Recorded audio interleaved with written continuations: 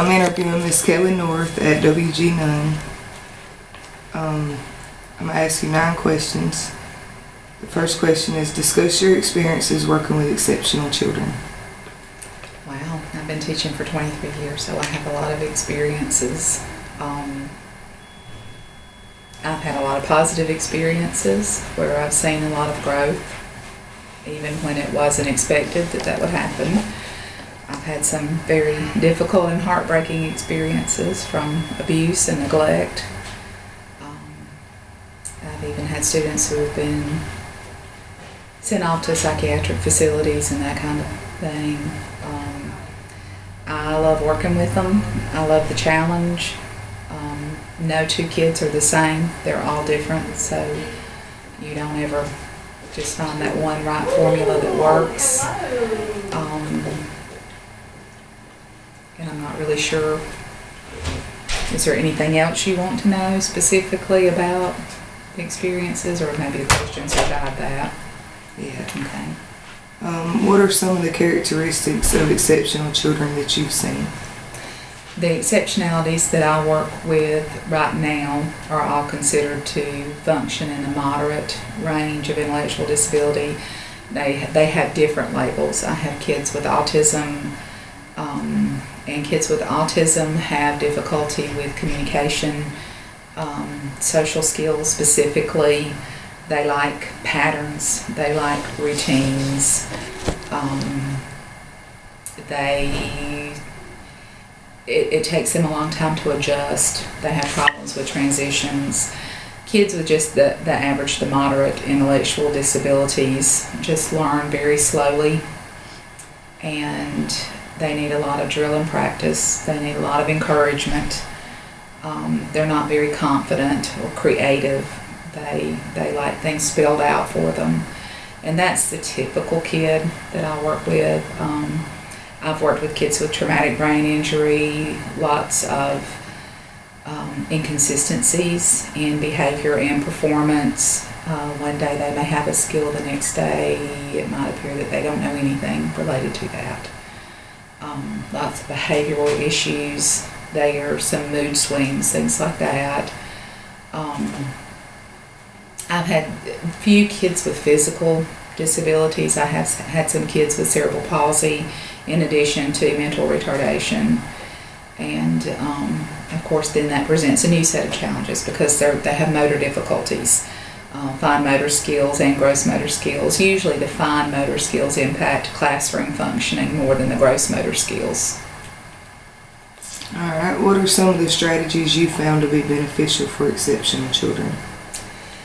Well, and obviously because they're in a special ed class, and my class is a self-contained class, the kids are with me most of the day. Some of them go to the regular class for parts of the day, but small group, they need as much one-on-one time as they can get.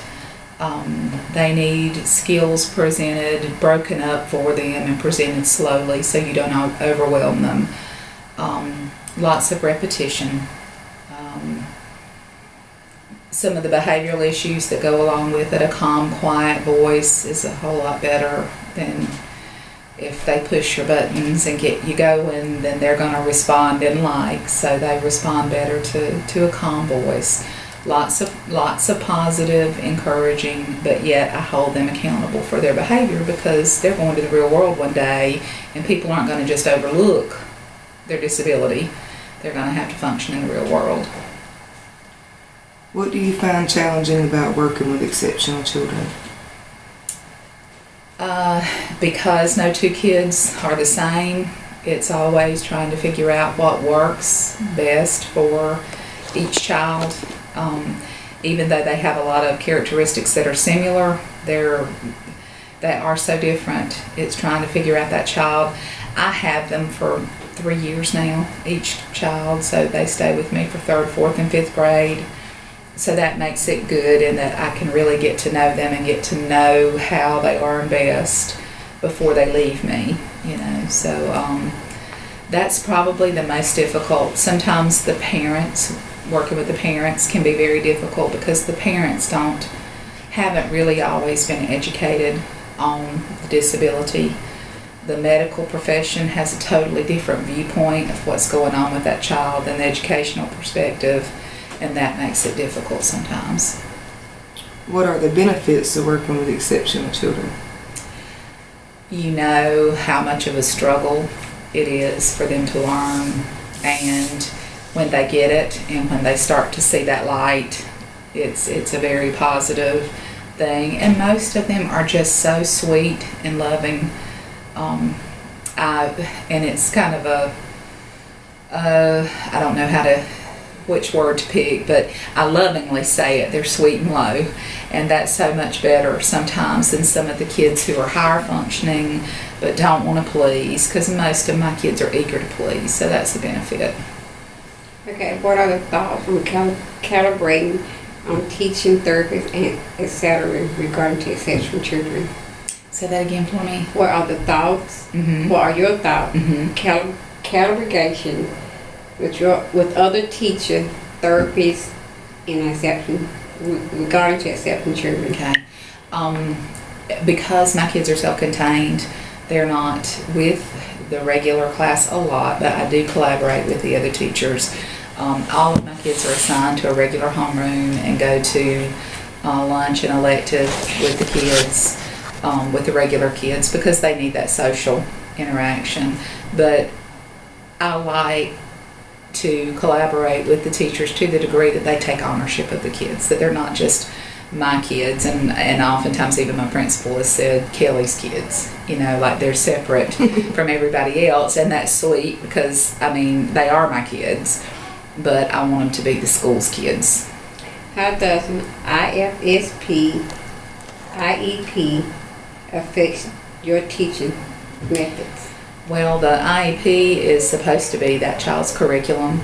The goals and objectives that are written for that specific student are to guide my instruction and what I'm supposed to teach them, because we base that off their strengths and their weaknesses, and particularly the weaknesses are addressed in the IEP. So that's pretty much their education in a nutshell. Okay, what about the IFSP? And that I'm not familiar with. We don't do those. Maybe, I don't know if that's something in more of a daycare setting maybe, or a community setting maybe. Yeah, okay. What has been your most surprising success story? Oh my goodness. I've had a few of those through the years. Probably one of my most surprising success stories was a child who came to me with a traumatic brain injury.